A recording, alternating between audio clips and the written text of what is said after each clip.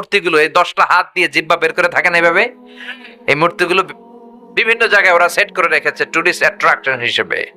সবগুলো মূর্তি ধপাস করে পড়েছে, নিজেরাই বাঁচতে পারে না, মানুষের বাঁচাবে কি? জোরে কোন ঠিক কিনা? একটা মূর্তির গায়ে যদি মাছি মশা এসে বসে, কেউ না তাড়ালে মূর্তি তাড়াতে পারে না, ঠিক কিনা? গোটা কাঠমান্ডু কেঁপে উঠলো। একটা লোক কাঠমান্ডু শহরে বসে বসে দুইটা বাচ্চাকে নিয়ে কান্না শুরু করেছে। টিভি চ্যানেলের লোকেরা যাচ্ছিল, তারা রিপোর্ট করছে আর ওই লোকটাকে জিজ্ঞেস করছে, আপনার কি হয়েছে, কাঁদেন কেন? সে বলে, গতকাল পর্যন্ত আমার 5 তলা বাড়ি ছিল, 2টা গাড়ি ছিল, একটা সুপার শপ ছিল, টাকা পয়সার কোনো অভাব নাই, আমার পুরা বাড়িটা শেষ, আমার বউ বেরোতে পারে নাই, বাচ্চা 2টারে নিয়ে কোন রকম জানে বাঁচলাম, এখন খাবার মতো কোনো খাবার নাই, বিশুদ্ধ পানি নাই, ত্রাণের প্যাকেট আসলে মারামারি করে যদি একটা প্যাকেট পাই, 2 বাচ্চারা আমি মিলে জিলে খাই, গতকাল ছিলাম কোটিপতি, আজকে পথের ভিখারি, ঠিক কিনা? কোনো ক্ষমতা নাই, ক্ষমতার মালিক একজন, তিনি কে? এই যে মাহফিলের ময়দান, 3টা ভাউয়া ব্যাংক যদি কেউ এদিকে ছেড়ে দেয়, ভাউয়া ব্যাংক চিনেন? লাভ দেয় না?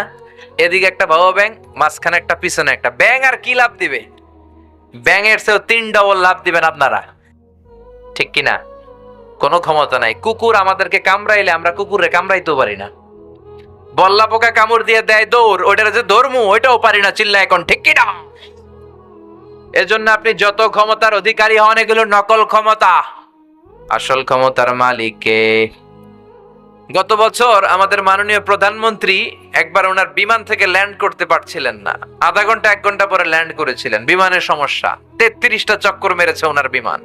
ওনার স্পেশাল সিকিউরিটি ফোর্স এদেশের প্রিয় প্রধানমন্ত্রীকে যেয়ে বলল, মাননীয় প্রধানমন্ত্রী, উই ক্যান নট ল্যান্ড নাও, একটা সমস্যা হয়েছে, আপনি বিচলিত হবেন না, আমরা ট্রাই করে যাচ্ছি সলভ আউট করার, আমাদের বিমানের সমস্যা, যান্ত্রিক ত্রুটি, এখন আমরা নামতে পারতেছি না।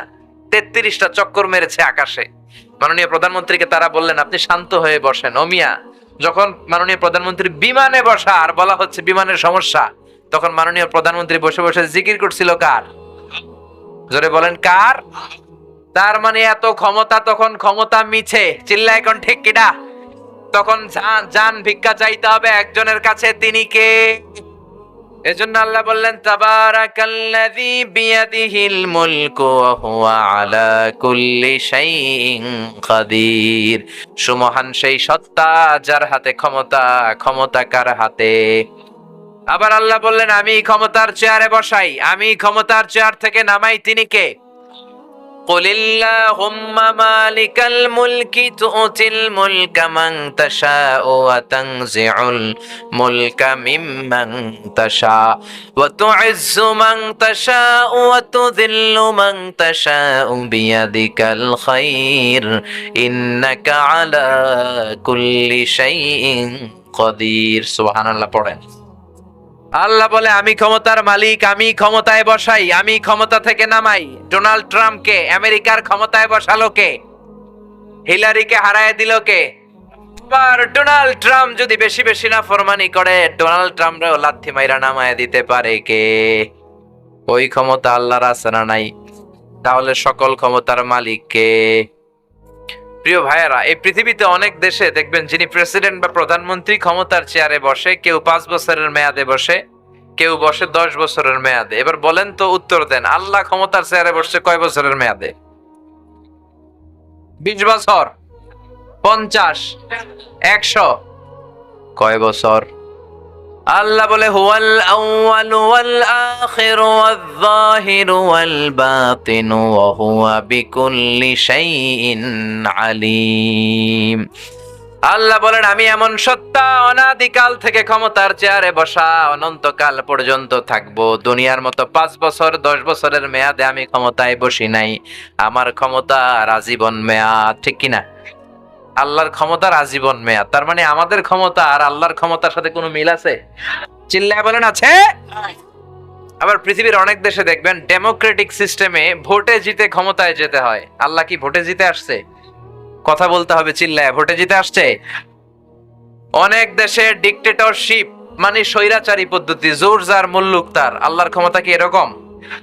অনেক দেশে মোনার্কি সিস্টেম, রাজতন্ত্র, রাজার পোলা রাজা, আল্লাহর বাপ ছিল রাজা, এজন্য আল্লাহও রাজা, এরকম এরকম। আল্লাহ বলে আমার ক্ষমতা এরকম না, কুল হুয়াল্লাহু আহাদ আল্লাহুস সামাদ লাম ইয়ালিদ ওয়া লাম ইউলাদ ওয়া লাম ইয়াকুল লাহু কুফুয়ান আহাদ। লাম ইয়ালিদ ওয়া লাম ইউলাদ, আমি আল্লাহ কাউরে জন্ম দেই নাই, কারো ঔরসে আমি আল্লাহ জন্ম নেই নাই, ঠিক কি না? পৃথিবীর শুরু থেকে আমি ক্ষমতার চেয়ারে বসে আছি, শেষ পর্যন্ত থাকবো, তিনি কে? আবার পৃথিবীর অনেক দেশে দেখবেন ক্ষমতায় যেতে হলে জোট করা লাগে, কোয়ালিশন করা লাগে। বাংলাদেশও জোটের রাজনীতি আছে না নাই? প্রথমে শুরু হইলো 4 দলীয় জোট, তারপরে 14 দলীয়, এরপরে 18 দলীয়, এরপর 20 দলীয়, এরপরে মহাজোট, এবার হবে মহাজোট, ঠিক কিনা? তো আল্লাহর ক্ষমতায় যাওয়ার জন্য কি জোট করা লাগছে? চিল্লায় বলেন, জোট করা লেগেছে? আল্লাহ বলে আমার ক্ষমতায় কেউ শরীক নাই, ওয়ালাম ইয়াকুল্লাহু শারীকুম ফিল মুলকি ওয়া কাব্বিরহু তাকবীরা। আমার ক্ষমতায় শরীক দল নাই, আমার ক্ষমতায় কোয়ালিশন নাই, আমার ক্ষমতায় কেউ জোট নাই, আমি একা একাই সব ক্ষমতার মালিক। চিল্লায় বলেন ঠিক কিনা? আবার পৃথিবীর অনেক দেশে দেখবেন জোর করে যিনি রাজা বা সুলতান বা প্রেসিডেন্ট বা প্রধানমন্ত্রী আন্দোলন করে তারে ক্ষমতার চেয়ার থেকে নামানো হয়, এরকম গণ অভ্যুত্থানের ইতিহাস পৃথিবীতে আছে না নাই? আমি মিশরে ছিলাম 5 বছর, মিশরে একটা আন্দোলন হলো, হুসনি মুবারক ছিল প্রেসিডেন্ট, সবাই মিলে এরা টাইনা নামাইছে। তা আমরাও যদি পৃথিবীর সবাই মিলে আল্লাহর বিরুদ্ধে একটা আন্দোলন করি, আল্লাহর টাইনা নামানো যাবে না?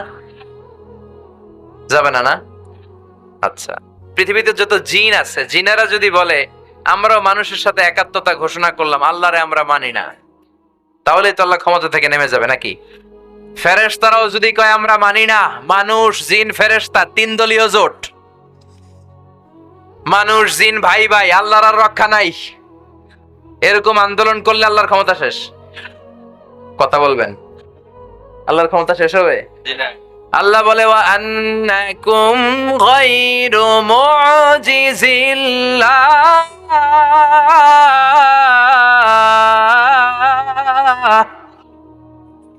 গোটা বিশ্বের সবাই মিলে জোট করে যদি আমি আল্লাহর বিরুদ্ধে বিদ্রোহ করো, মানুষ জিন ফেরেশতারা সবাই যদি আমার বিরুদ্ধে যুদ্ধ ঘোষণা করো, সবাই মিলে যদি আমারে ক্ষমতার চেয়ার থেকে নামাতে চাও, সবার চেষ্টার ফলেও আমার ক্ষমতার 1 আনাও তোরা কমাতে পারবি না, ঠিক কি না? এজন্য আল্লাহ বলে আমি ক্ষমতার মালিক, কোনোদিন ক্ষমতা থেকে নামবো না। পৃথিবীতে অনেক দেশে দেখবেন রাজার বয়স হয়েছে 70 কিংবা 80, বয়সের ভারে নুজ্জ হয়ে এবার লাঠিতে ভর করে চলে, কয় আই আর হাইতান্ন, আরে মাফ করি দে, এরকম রাজা আছে না নাই? সেলফ রিটায়ারমেন্টে যায়, স্বেচ্ছায় অবসর, আছে না নাই? তো আল্লাহর তো অনেক বয়স হয়েছে, সেই কবে থেকে উনি ক্ষমতার চেয়ারে বসছে, ওনার এখন রিটায়ারমেন্টে যাওয়া উচিত। কথা বলেন, আল্লাহর বয়স হয়েছে, বুড়ো হয়ে গেছে, এখন তো লাঠি ভর দিয়ে হাঁটে মনে হয়। কথা বলেন। আল্লাহ বলে না, লা তাখুযুহু সিনাতু ওয়ালা নাওম, আমার ঘুম নাই, তন্দ্রা নাই, আমার ক্লান্তি নাই, শ্রান্তি নাই। ওয়ালা ইয়াউদুহু হিফযুহুমা ওয়া হুয়াল আলিয়্যুল আযীম। এই মহাবিশ্বটা পরিচালনা করতে যে আমি আল্লাহ 1 সেকেন্ডের জন্য ক্লান্ত হই না। সুবহানাল্লাহ। এজন্য আল্লাহ বললেন তাবারাকাল্লাযী বিয়াদিহিল মুলকু ওয়া হুয়া আলা কুল্লি শাইইন কাদির। সুমহান সেই সত্তা যার হাতে ক্ষমতা। ক্ষমতা কার হাতে? নাকি আপনাদের হাতে? আর কোনদিন এটা বলবেন আমরা ক্ষমতার মালিক, আমাদের দাপট সব আমার আমার আমার, এগুলো বলা যাবে? সব কার? আল্লাহ বললেন সব ক্ষমতার মালিক আমি, আর আমি চাইলে সব করতে পারি। আমরা বললাম আল্লাহ বুঝলাম আপনি অনেক ক্ষমতার মালিক, আর আপনি কি করতে পারেন বলেন? আল্লাহ বললেন আল্লাযী খালাকাল মাউতা ওয়াল হায়াতা লিয়াবলুয়াকুম আইয়ুকুম আহসানু আমালা ওয়া হুয়াল আজিজুল গফুর। সুবহানাল্লাহ পড়েন। আল্লাহ বলে আমি জীবন তৈরি করেছি, মরণ তৈরি করেছি তোমাদেরকে পরীক্ষা করার জন্য, আর আমি দেখতে চাই কে ভালো আমল করো। যারা ভালো আমল করেছো তাদের জন্য 8টা জান্নাতের দরজা খুলে দিবে কে? আর যারা দুনিয়াতে জুলুম করেছো, অন্যায় করেছো, তাদের জন্য জাহান্নাম রেডি করা আছে না নাই? আল্লাহ বলে আমি জীবনের মালিক, মরণের মালিক। ও মিয়া, জীবন দেয় কে? মরণ দেয় কে? প্রাণ ভিক্ষা দেয় কে? নাকি আমনেগো রাষ্ট্রপতি? আমনেগো রাষ্ট্রপতি তো মাশাআল্লাহ প্রাণ ভিক্ষা দেয় না। আরে রাষ্ট্রপতির প্রাণও আল্লাহ ভিক্ষা দিতে পারে, চিল্লা এখন ঠিক কিনা? আসল জীবন মরণের মালিক কে? আল্লাহ বললেন আমি জীবন বানালাম, মরণ বানালাম, মাঝখানে বানালাম রূহ। রুহু থাকলে মানুষ জিন্দা, রুহু চলে গেলে ওই মানুষটা হয়ে যায় মুর্দা। এই যে মিজানুর রহমান আজারি কথা বলে হাসে, কথা বলে হাত নাড়ে, কারণ ভিতরে রুহু আছে না নাই? আপনারাও কথা বলেন, নড়েন চড়েন, কারণ ভেতরে রুহু আছে না নাই? যেই দিন রুহুটা উড়াল দিবে, লাশ বানিয়ে দিবে কে? এই পৃথিবীর সবচেয়ে বড় ধরনের একটা মিরাকেল, অ্যামেজিং মিরাকেল বিষয় হচ্ছে রূহ।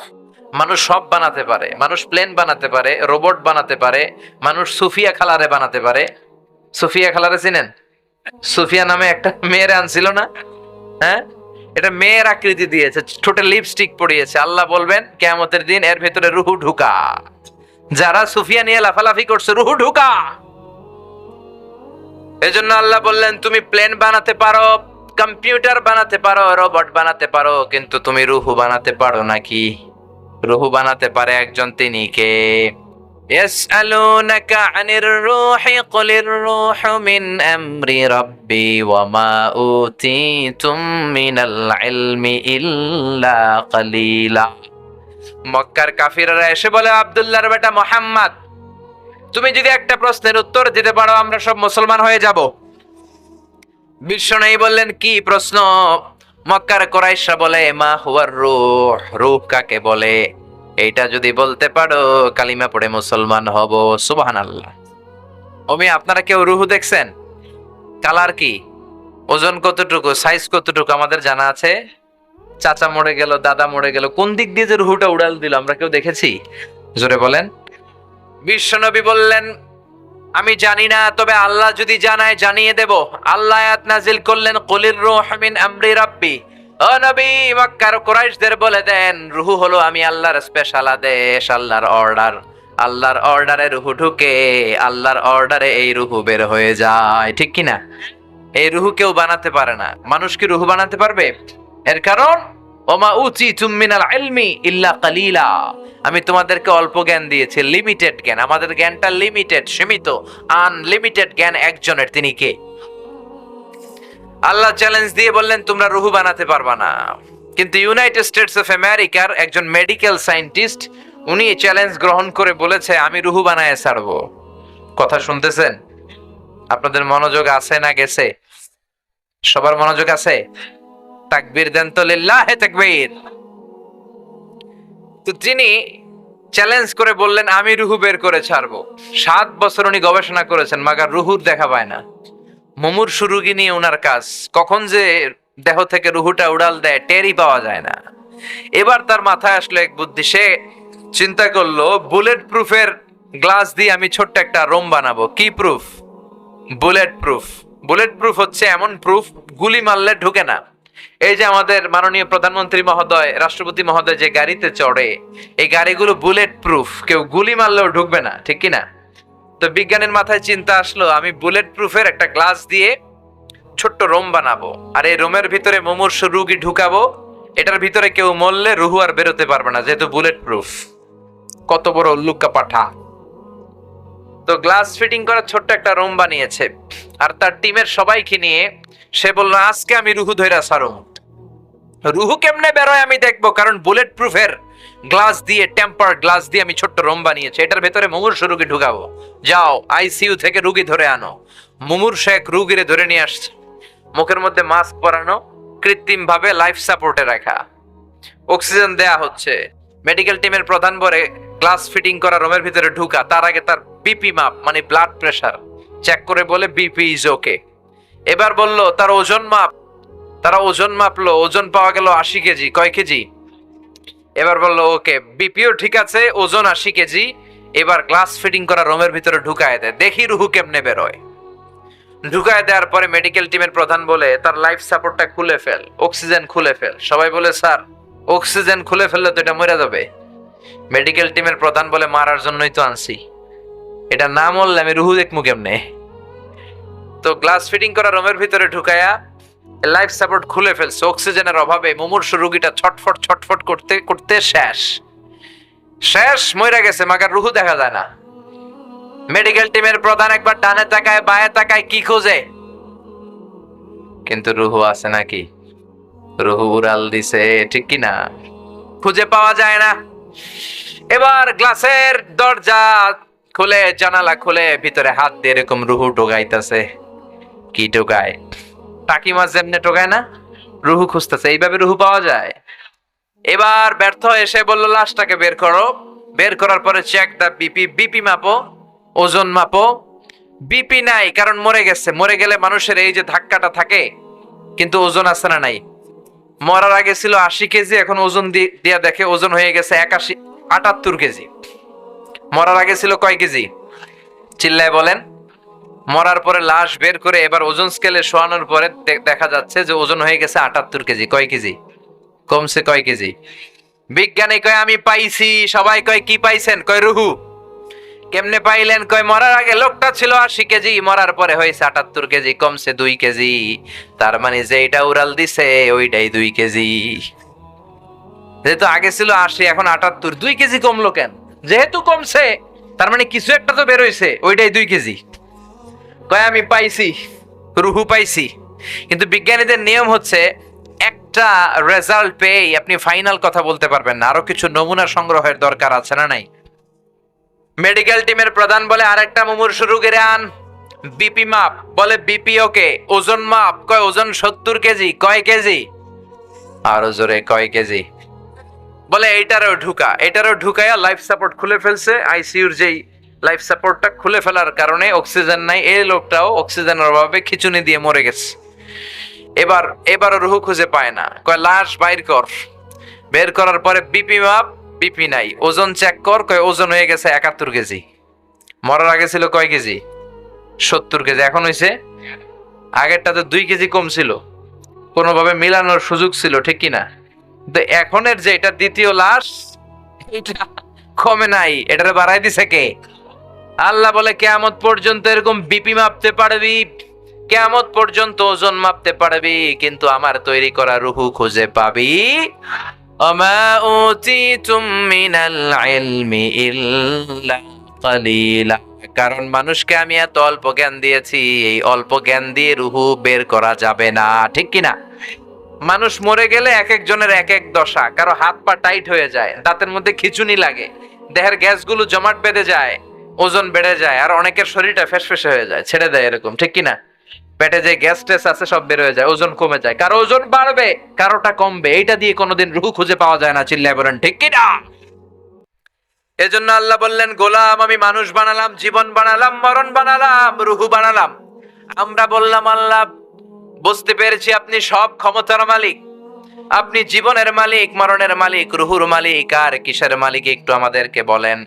আল্লাহ বলে, আল্লাযী খালাকা সাবআ সামাওয়াতিন তিবাকা মা তারা ফি খালকির রহমানি মিন তাফাউত। আল্লাহ বললেন, উপরের দিকে নজর করে তাকা, তোদের মাথার উপরে 7 স্তরের যে 7টা আকাশ, সে আকাশটাও আমি বানিয়েছি। সুবহানাল্লাহ। আমাদের মাথার উপরে এই যে আকাশ তৈরি করেছে কে? চিল্লায় বলেন কে? ওয়ালাকাদ যায়্যানাস সামাআদ দুনিয়া বিমাসাবিহা ওয়া জাআলনাহা রুজুমাল লিশ-শায়াতিন। আল্লাহ বলে, প্রথম আকাশের দিকে নজর করে তাকা, মহাশূন্যের দিকে তাকা, তারা দিয়ে আকাশটারে সুন্দর করেছে কে? আকাশের মধ্যে যে তারা, এগুলোকে তৈরি করলো কে? আল্লাহ বলে, I have beautified the closer sky with candles with light and stars. প্রথম আকাশের মহাশূন্যটাকে আমি আল্লাহ চমৎকার চমৎকার তারা দিয়ে সাজিয়ে দিয়েছি। রাতের বেলা তারার মেলা, আছে না নাই? দেখতে সুন্দর লাগে না? দেখতে মনে হয় ছোট্ট ছোট্ট ডট, আসলে কি এগুলো তো ছোট? সূর্যটারে মনে হয় ছোট্ট একটা রুটির মতো, ঠিক কিনা? আসলে কি সূর্যটা রুটির মতো? আর আমরা যে তাকাই, আমরা কি আকাশ দেখতে পাই? না, এটা মহাশূন্য। এটা কি? আপনি যা দেখেন মহাশূন্য। ইউনাইটেড স্টেটস অফ আমেরিকার বিজ্ঞানীরা এই যে মঙ্গলে যায়, জুপিটারে যায়, চাঁদে নামে, এগুলো সব মহাশূন্য। প্রথম আকাশ যে কত উপরে তারা নিজেরাও জানে না, ঠিক কিনা? আমরা খালি চোখে দেখি প্রথম আকাশের মহাশূন্য, তার অনেক উপরে প্রথম আকাশ। তারপরে দ্বিতীয় আকাশের মহাশূন্য, তার অনেক উপরে দ্বিতীয় আকাশ। সুবহানাল্লাহ কইবেন না? একটার চেয়ে একটা বড়, একটার চেয়ে একটা বড়, একটার চেয়ে একটা বড়। বিশ্বনবী বলে প্রথম আকাশের চেয়ে দ্বিতীয় আকাশ কত বড় শোনো। তোমার হাতের আংটিটা খুলে যদি মরুভূমিতে ছেড়ে দাও, পুরো মরুভূমির তুলনায় তোমার আংটি যত ছোট, আল্লাহর দ্বিতীয় আসমানের তুলনায় আল্লাহর প্রথম আসমানটা ঠিক তত ছোট। আরো আসতে পড়েন সুবহানাল্লাহ। সে তুলনায়, এই মহাবিশ্বের তুলনায় কত তুচ্ছ আমি, কত ক্ষুদ্র আমি, কত নগণ্য আমি। এই যে সূর্যের আলো ছাড়া আমরা বাঁচি না, এই সূর্যটা পৃথিবী থেকে 13 লক্ষ গুণ বড়। Can you imagine, can you guess? আপনি কি কল্পনা করতে পারেন? এই পৃথিবীটাই তো আমরা দেখি নাই, দেখছেন? কে কয়টা দেশ ঘুরছেন? 200টার মতো পৃথিবীতে দেশ। এই যে আমরা পড়ে আছি কুমিল্লার মধ্যে, ঠিক কি না? কুমিল্লা হচ্ছে বাংলাদেশের 64 জেলার একটা জেলা। এরকম 64 জেলা মিলে আমাদের সুজলা সুফলা শস্য শ্যামলা ডিজিটাল বাংলাদেশ। আর এই বাংলাদেশ হচ্ছে পৃথিবীর সবচেয়ে ছোট্ট একটা দেশ, ঠিক কি না? বাংলাদেশের চেয়ে বড় দেশ আছে না নাই? পাশের ইন্ডিয়াই তো আমাদের চেয়ে কত বড়, কানাডা কত বড়, রাশিয়া বাংলাদেশের চেয়ে প্রায় 200 গুণ বড়। এরকম 200টা দেশ নিয়ে পৃথিবীর মাত্র 30 ভাগ স্থল, বাকি 70 ভাগ হচ্ছে শুধু হানি আর হানি। বুঝতে পেরেছেন? বাকি 70 ভাগ পানি, 30 ভাগ মাত্র স্থল। তো এই পৃথিবীটা এত বিশাল, আর ওই সূর্যটা নাকি পৃথিবীর চেয়ে 13 লক্ষ গুণ বড়। তার মানে এই সূর্যই কি মহাবিশ্বের সবচেয়ে বড় তারা? না। ব্যাটেল জিউস নামে একটা তারা আছে, যে সূর্য পৃথিবীর চেয়ে 13 লক্ষ গুণ বড়। ওই ব্যাটেল জিউস তারা আবার সূর্যের চেয়ে 33 কোটি গুণ বড়। তার মানে ব্যাটেল জিউস তারাটাই কি সবচেয়ে বড় তারা? না, ব্যাটেল জিউসের চাইতেও বিশাল বিশাল বড় তারা আছে। এরকম কত মিলিয়ন বিলিয়ন ট্রিলিয়ন জিলিয়ন ফিলিয়ন অক্ট্রিলিয়ন তারা যে মহাকাশের প্রথম আকাশের মহাশূন্যে আছে, নাসার বিজ্ঞানীরা নিজেরাও জানে না। কোন সুবহানাল্লাহ। সূর্যের পরে পৃথিবীর সবচেয়ে কাছের তারার নাম প্রক্সিমা সেন্ট্রাই। কি নাম? আসেন এই প্রক্সিমা সেন্ট্রাইতে আমরা একটা শীতকালীন ভ্রমণ করে আসি, একটা ট্যুর করে আসি, সফর করে আসি। যাবেন? কে কে যাবেন? হাত তোলেন। মাশাআল্লাহ, অনেক সাহস। যাইবেন? যান। কেন আপনারা যান? তো এই প্রক্সিমা সেন্ট্রাই হচ্ছে সূর্যের পরে পৃথিবীর সবচেয়ে কাছের তারা। এই পৃথিবীর সবচেয়ে কাছের যেই তারাটা, এই তারাটাতে যদি আমরা ট্যুর করতে যাই, তাহলে আমাদের কিছু প্রিপারেশনের দরকার আছে না নাই? 2.3 লাইট ইয়ার আলোকবর্ষ দূরে পৃথিবী থেকে সবচেয়ে দূরের যেই তারাটা, ওইখানে তো আমরা যাইতেই পারবো না। সবচেয়ে কাছের যেই তারা প্রক্সিমা সেন্ট্রাই, ওখানে যদি আমরা যাই, আমরা প্লেন দিয়ে যেতে পারবো না, আমাদেরকে রকেট দিয়ে যেতে হবে, ঠিক কি না? কারণ বর্তমান পৃথিবীর সবচেয়ে দ্রুতগামী বিমানটার নাম হচ্ছে বোম সুপারসনিক। এটা হচ্ছে সবচেয়ে দ্রুতগামী প্যাসেঞ্জার প্লেন, যাত্রী নিয়ে উড়ে 1200-1300 কিলোমিটার বেগে এটা ছুটে। এর আগে ছিল কনকর্ড, এটা 1000 কিলোমিটার বেগে ছুটতো। এই কনকর্ড নর্থ আটলান্টিককে পাড়ি দিতে, আড়াআড়ি পাড়ি দিতে 4 ঘন্টা লেগে যেত, 1000 কিলোমিটার বেগে ছোটার পরেও। তো আমরা এই বোম সুপারসনিক দিয়েও ওই তারাতে নামতে পারবো না, কারণ প্যাসেঞ্জার বিমান দিয়ে মাধ্যাকর্ষণ শক্তি ভেদ করা যায় না। আমাদের যেতে হবে রকেট দিয়ে। জোরে বলেন, কি দিয়ে? যারা যারা হাত তুলছিলেন আমার সাথে যাবেন তো? হ্যাঁ, শীতকালীন পিকনিক করব আমরা কোথায়? পৃথিবী থেকে সবচেয়ে কাছের যেই তারাটা, ওখানে যে আমরা নেমে পিকনিক করব। রাজি আছেন? হাত যারা তুলেছেন রাজি আছেন নাকি ভয় ঢুকে গেছে অন্তরে? তো আমাদের যেতে হবে রকেট দিয়ে। আমরা যাব অ্যাপোলো 11 নামে একটা রকেট আছে, যেটা দিয়ে নীল আর্মস্ট্রং 1969 সালে চাঁদে নেমেছিল। এই ঘটনাটা আমরা জানি না? উনি চাঁদে নেমেছিল, এডউইন অলড্রিন আর মাইকেল কলিন্সকে নিয়ে চাঁদে নেমেছিল। ওই রকেটটা দিয়ে যাব। ওই রকেটটা সেকেন্ডে চলে 11 কিলোমিটার বেগে, মিনিটে চলে 660 কিলোমিটার বেগে, ঘন্টায় চলে 39,000 কিলোমিটার বেগে। সুবহানাল্লাহ। বাড়িতে যেয়ে বললেন, চিল্লায় পড়েন আল্লাহু আকবার। একটা রকেট না ঘন্টায় 39,000 কিলোমিটার দূর চলে যাবে 1 ঘন্টায়। এখান থেকে আমেরিকা কত দূর হবে? 8-10 হাজার কিলোমিটার। তার মানে এটা দিয়ে 4-5 বার আমেরিকায় আসা যাওয়া করা যাবে। চিল্লায় কোন সুবহানাল্লাহ। তো আমরা যদি এটা দিয়ে পৃথিবীর সবচেয়ে কাছের যেই তারা প্রক্সিমা সেন্ট্রাইতে যেতে চাই, কোন রকেটটা দিয়ে? অ্যাপোলো 11 রকেট দিয়ে। যে রকেটটা ঘন্টায় চলে কত হাজার কিলোমিটার বেগে? 39,000 কিলোমিটার বেগে। এটা দিয়ে যদি পৃথিবী থেকে ওখানে আমরা নামতে চাই, আমাদের 1,15,000 বছর লেগে যাবে। যে রকেটটা ঘন্টায় 39,000 কিলোমিটার বেগে ছুটে, এত দ্রুতগামী রকেট দিয়েও যদি আমরা পৃথিবীর সবচেয়ে কাছের তারায় পিকনিক করতে যাই, তাহলে আমাদের 1,15,000 বছর লেগে যাবে। আল্লাহ যদি বলে যাও আজহারি, তোমার যেহেতু এত শখ, যারা যারা হাত তুলছে তাদেরকে নিয়ে ওখানে পিকনিক করতে যাও, আমি তোমাদের সবাইকে 1,15,000 বছর হায়াত দিয়ে দিলাম। যারা হাত তুলছেন আমরা যদি যাওয়া শুরু করি, আমরা যেতে যেতে বাকিরা সব মরে ভূত হয়ে যাবে। শুধু তারাই না, আমাদের ছেলে মেয়ে নাতি নাতকর সব মরতে থাকবে, মরতে মরতে মরতে মরতে 6,000 প্রজন্ম যখন মরে যাবে, 6,000 জেনারেশন যখন শেষ হয়ে যাবে, তখন ওই তারাতে আমাদের নামার সময় হবে। সুবহানাল্লাহ কইতে বললেন না? এজন্য আল্লাহ বলে ওয়ালাকাদ যায়্যানাস সামাআদ দুনিয়া বিমাসাবিহা ওয়া জাআলনাহা রুজুমান লিশ-শায়াতিন। এরকম বিশাল বিশাল তারা দিয়ে প্রথম আকাশের মহাশূন্যটারে সাজিয়ে দিয়েছে কে? এরপর আল্লাহ বললেন ওয়াসিররু কাওলাকুম আও ইজহারু বিহি ইন্নাহু আলিমুম বিযাতিস সুদূর। তোমরা প্রকাশ্যে কথা বলো কিংবা গোপনে কথা বলো, কেউ না শুনলেও শুনে কে? এমনকি আমাদের অন্তরেও যেটা চলে সেটাও জানে কে? এই জন্য সব সময় ভালো চিন্তা করার দরকার আছে না নাই? ভালো কাজ করার দরকার আছে না নাই? বেশি বেশি কোরআন পড়ার দরকার আছে না নাই? যেন কানে শুনি সদা তোমার কালাম, হে খোদা চোখে যেন দেখি শুধু কোরআনের আয়াত। শোনো আমার মুনাজাত, শোনো শোনো ইয়া ইলাহি আমার মুনাজাত, শোনো আমার মুনাজাত। পড়েন আমিন। এরপর আল্লাহ বললেন হুয়াল্লাযী জাআলা লাকুমুল আরদা যালুলান ফামশু ফি মানাকিবিহা ওয়া কুলু মির রিজকি ওয়া ইলাইহিন নুশুর। তিনি হলেন এমন আল্লাহ যিনি তোমাদের জন্য জমিনটারে সমান করে দিয়েছেন। ঠিক কি না? জমিনটা যদি ফ্ল্যাট সমান্তরাল না হইতো এমনি বসতে পারতেন? এদিকে যদি পাহাড়, এদিকে টিলা, এদিকে উঁচা, ওদিকে নিচা, বসতে পারতেন? এই পৃথিবীর সৌন্দর্যটা যে কত চমৎকার, এটা প্লেনে না চললে বুঝতে পারবেন না। আপনারা প্লেনে চড়ে হজে গেছেন না? জানলার পাশে যারা বসেছেন তারা দেখবেন, আমি কমসে কম 10টার মতো প্রায় 10টার উপরে দেশ ঘুরে ফেলেছি, 12টার মতো হবে।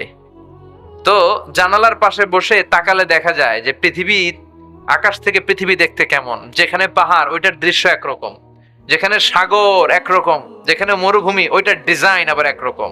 আবার বাংলাদেশের এক জেলা থেকে আরেক জেলায় যখন আমরা প্লেনে যাই, যেমন আমরা ঢাকা থেকে রাজশাহীতে যাই মাহফিল করতে প্লেনে, যশোরে নামি প্লেনে, কক্সবাজারে যাই প্লেনে, সিলেটে মাঝে মাঝে প্লেনে যাই সময়কে সেভ করার জন্য। তো তখন এগুলো খুব বেশি উপর দিয়ে ওঠে না, 15,000 ফিট দিয়ে চলে যায় ডোমেস্টিক ফ্লাইটের বিমানগুলো। তখন জানলা দিয়ে দেখা যায় যে কত সুন্দর। বাংলাদেশের কোথাও ফ্লাই করলে আপনার মনে হবে পুরো বাংলাদেশটাকে আল্লাহ সবুজ কার্পেট দিয়ে ঢেকে রেখেছে। সবুজ কার্পেট মনে হয়, চিল্লায় পড়েন আল্লাহু আকবার। আবার আল্লাহ বললেন সবুজ কার্পেট দেখে আনন্দে লাফালাফি করো না, এই কার্পেটের নিচেও আযাব আর গজব আছে না নাই? আকাশের উপরও আযাব আর গজব আছে না নাই? আল্লাহ বললেন আমিনতুম মান ফিস সামাই আন ইয়াখসিফা বিকুমুল আরদা ফাইযা হিয়া তামুর। দুনিয়ার মানুষগুলো কি মনে করেছে নাকি কোনো আযাব আর গজব তাদের আসবে না? আমি যে কোনো সময় ল্যান্ডস্লাইড দিয়ে, ভূমিধস দিয়ে তাদেরকে শেষ করে দিতে পারি। ঠিক কি না? মাঝে মাঝে ল্যান্ডস্লাইড হয়, ভূমিধস, মাটি ভিতরের দিকে চলে যায়, মাঝে মাঝে উপর থেকে শিলাবৃষ্টি পড়ে। শিলাবৃষ্টি দেখেন নাই মনে আপনারা? শিলাবৃষ্টি যখন গরু ছাগলের উপরে পড়ে কি হয়? ময়রা ভূত হয়ে যায়। ঠিক কিনা? ফসল খেতে বললে ফসল শেষ, বাড়ি ঘর শেষ। এগুলো তো ছোট্ট ছোট্ট শিলাবৃষ্টি।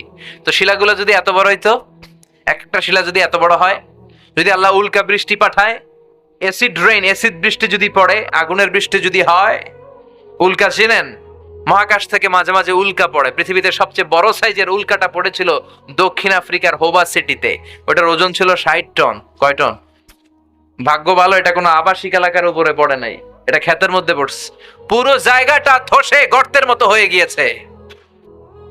40 কেজিতে 1 মন, 40 মনে 1 টন, এরকম 60 টন ছিল এই উল্কাটার ওজন। আল্লাহ যদি কুমিল্লা শহরের মধ্যে, কুমিল্লার উপরে 50-60টা, কয়েক হাজার, কয়েকশো যদি এরকম উল্কা পাঠায়, উল্কা পাঠাইলে আপনারা কইেন আমরা ক্ষমতার মালিক নাকি?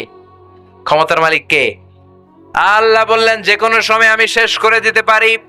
আর বাংলার জমিনে যে পরিমাণে যৌতুক আমরা খাই, ঘুষ খাই, সুদ খাই, ওজনে কম দেই, খাদ্যে ভেজাল দেই, মাছে ফরমালিন দেই, যেই পরিমাণে গদি লইয়া কিলাকিলি করি, যে কোনো সময় আযাব দিতে পারে কে? শুধু বিশ্বনবীর দোয়ার বরকতে আমরা বেঁচে যাই। বিশ্বনবী দোয়া করেছেন,